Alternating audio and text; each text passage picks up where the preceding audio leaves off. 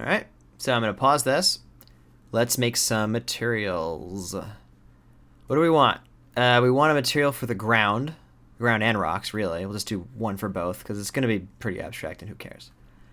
We're going to need that. We're going to need, well, let's just start with that. So go over the matte area, the principal shader we just made, call it ground. We can put it on our render ground area, either by dragging it over or finding it as usual. We can turn this back on, see what it looks like. It's not going to be that interesting.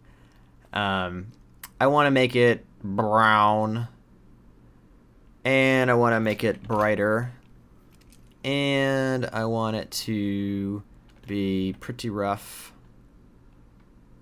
Maybe like pretty rough. 0.8's good. Reflectivity can stay at 1. So there you go. Good enough. Take a screenshot of that. Pause it. What else do we need? We need a better light, so we can actually evaluate this better. So drop down an environment light over here on the object area. Unpause this. Already looks a billion times better. Environment light for the uninitiated is instead of it being a simple light coming from a single source, it is instead of a sphere. If you can imagine this blue sky that we have here, imagine it's just white everywhere. So we don't just have light coming from one direction casting a shadow. We have light coming from every direction. So only the things that are really in crevices are remaining shadowed. So that's cool. We're going to play with this a lot, probably. For one, we want it to be brighter.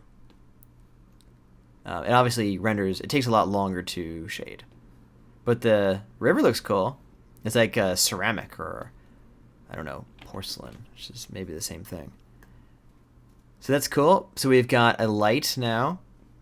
That's enough for us to say that our ground still looks pretty good.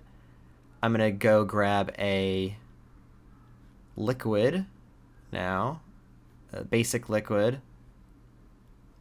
Hopefully none of this changes too much in the new Karma render that's coming pretty soon.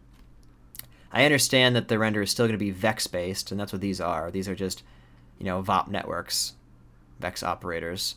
So I imagine even if it's not Mantra, the shaders will still be set up pretty much the same. So I'm not too worried about that. Anyway, the liquid shader's a little weird. There's some weird default settings in there. Put it on the render liquid exterior, like so, and put the uniform volume on the interior, like so. Let's render with that. Let's see what that looks like. Cool. So that's certainly something. It's going to be a lot slower now. For one, we have to do refractions, we have to do reflections on the surface, and we have to do volume calculations inside. If you don't recall from the previous lesson, uniform volume is not a shader for volumes. It is a shader that treats polygon surfaces as volumes, or rather it treats them as the outer boundaries of a volume. So when the rays shoot out from the camera into the scene and they hit this polygon surface, they say, oh, don't shade me the way you normally do, which is that it's flat and has a normal and we reflect light and all that stuff. We now march the ray through this, the geometry bounded by this, and set off our secondary rays and all that, the normal stuff that is what volume shading is built on. Watch the volumes lessons for more info there. Okay, so that's not so great. Kind of a step back, if anything. Two things we need to do. One is, first I'm actually going to turn off the volume thing here, the uniform volume. I'm going to say, let's just not do this for a second. Let's just focus on this. In fact, I'm going to literally say, don't render. Oh, we should disable these just in case it tries to do those. So, render thing here, click that, turn off the interior one. Good. So it'll just render faster. And that's what we want. We want this to render as fast as possible while we work out the various issues with it. So one thing we're seeing is that this looks blue. Why is the liquid look blue? The liquid looks blue because the default setting is that. I think somebody thought that it's like, oh, well, people will think that water is blue. Water is blue because it reflects the sky, which is blue. Water is not inherently blue, which is what this is saying. So what we want is make this white, which is the, which is 111, which is basically, nothing in a sense. So now it's white, but it's still kind of milky looking. The water should be clear. The reason why is because by default, we have enabled diffuse on. It has a diffuse component. Really, the water should just be a reflection of the environment around it and a refraction, which is when you see through the water. By default, we have enabled diffuse on, though. If we turn that off, now it's actually clear, where we can see through the water in a normal, sane way. So you can see the rocks and such. And we do have the reflections, so it's all correct so far, which is pretty cool. So that's something. It's a big improvement from here, where it just had this painty blue kind of residue on the surface, which is really weird. So that's cool. So we can let that finish or not. I'm just gonna take a snapshot and not. We can already see where we come from. Look at this. Look how far we've come. Very good. And so much more to go, though. Now, there's an idea that liquid should have a frothy color also. That's this thing here, vorticity to diffuse intensity. Water is clear typically because there's nothing in it. The water that comes out of your faucet, for example, should hopefully not have anything in it. Now, if it's churning, though, in certain areas, as we know that it is, especially right around here, it's churning quite a bit. So remember when we turned on vorticity on the solver back here? I just turned the simulation off so it doesn't try to simulate to frame 72.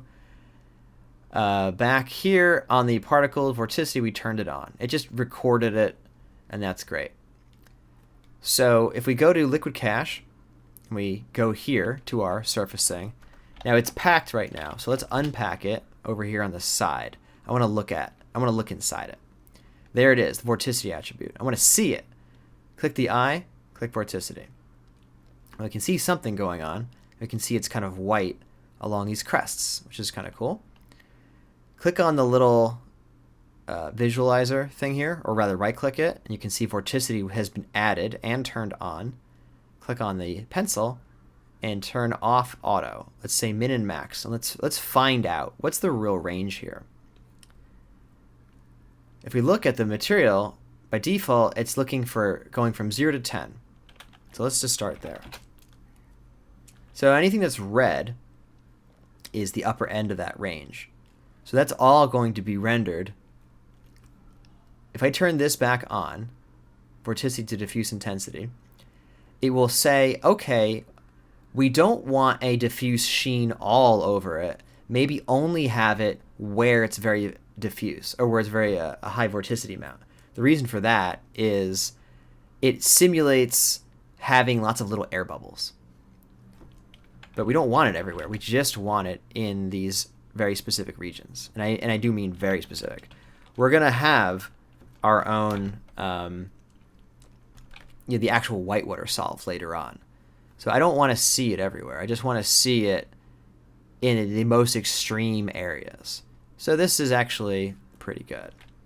Maybe we can go down a little bit. Nah, that's already too much. I want it to be like that. Now these numbers in here on the edit visualizer don't matter. It only matters what we put here. So copy those values. Now that we found it, we needed to do that in order to figure out what would make sense. So come back to the render view. Apparently frame 72 is where we were. So I'm going to turn this back on. And now we should see, if I switch back and forth,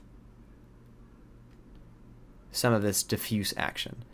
As usual, I'm going to put this to 1 to just blow it out to really see it. We see an issue though. It is doing it, We can see some of these crests now, but it's kind of doing it everywhere, isn't it? But this says to just do it from 25 to 50. Well, that's because of another odd default choice. This remapping here, this ramp, says that at the lower bound and below, always have at least 0.1 of it, which is then multiplied by this. So this should be set to 0.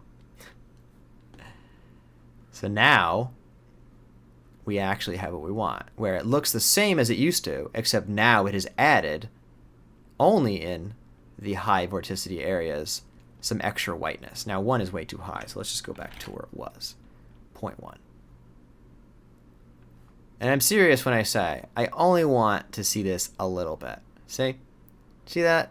It's such a small amount. We're going to have actual whitewater later on. We don't want to make our liquid any milkier or weirder than we have to. So we've added it in a few spots. Cool. If you want, you can, try to find it. You could increase it by going here. You could maybe try to capture more areas by doing something like that. Whatever you want to do is fine. I'm just going to say, I'm going to say 20 and 40 is actually good after all. 20 and 40. It's not really adding that much anyway. Just a little bit. So that's cool. A little word of warning. All these settings that we're going to find for the whitewater and for the vorticity related stuff, all of it's going to go out the window if and when you want to up-res this again. Again, unfortunately, the behavior and various relative attributes change quite a bit when you change resolutions. So, just saying. Nonetheless, we need to set this stuff up, and then we can just tweak the attributes later on. Cool. So there you go. So we've got that going. Take a snapshot. A couple more things I want to do before we finish this chapter are, right now, we're using a just generic white color. We should try using one of the environment maps that come with Houdini.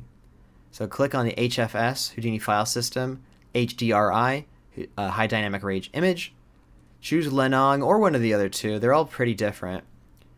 If we unpause it, you'll see it's now will be shaded quite differently. Apparently it's darker and bluer.